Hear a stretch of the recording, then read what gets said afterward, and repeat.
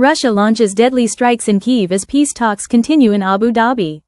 U.S. Army Secretary Dan Driscoll held meetings with Russian officials in Abu Dhabi on Monday about a proposed plan for ending the war in Ukraine, with talks to continue Tuesday, a U.S. official told CNN.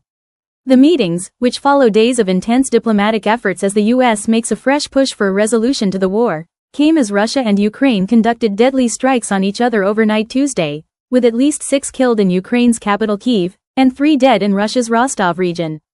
The talks with Russia, held after U.S.-Ukraine talks in Geneva over the weekend, are meant to lay the groundwork for higher-level engagements in the future, the official said, adding that the Russian delegation is attending with President Vladimir Putin's approval.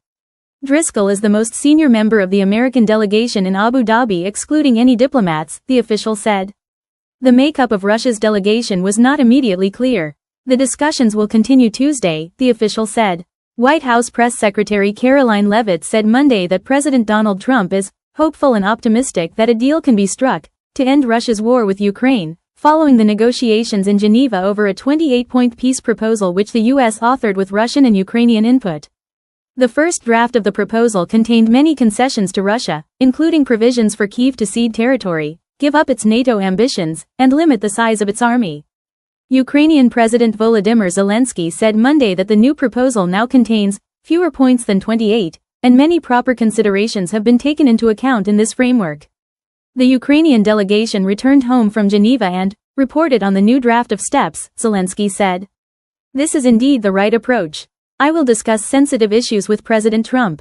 The Kremlin has not said much about the U.S. plan, but Putin has said the U.S. proposal, in principle, could form the basis for a final peace settlement. He added that the version of the plan seen by Russia is in line with the discussions at the U.S.-Russia summit in Alaska earlier this year, but it's not clear whether that version held up following days of meetings between the U.S. and Ukraine.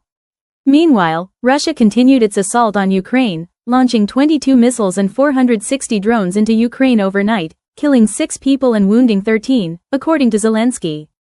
The strikes caused extensive damage to residential buildings and civilian infrastructure in Kyiv and targeted the energy sector and everything that keeps normal life going, Zelensky said. 2 people were killed, including an 86-year-old woman, after a fire broke out in a residential building in the city's Dniprovsky district, according to the National Police of Ukraine. Timur Kachenko, head of the Kyiv City Military Administration, said 4 people were also killed in the city's Svitoshinsky district. In Russia, 3 people were killed and 8 wounded in a major Ukrainian drone attack, according to Russia's defense ministry. Russian forces had intercepted and destroyed 249 Ukrainian drones overnight, including 116 that were launched over the Black Sea, it said. The commander of Ukraine's military drone unit, Robert Bravda, hailed Tuesday as Kyiv's most productive night in November, saying the drone attack did deep damage to Russia.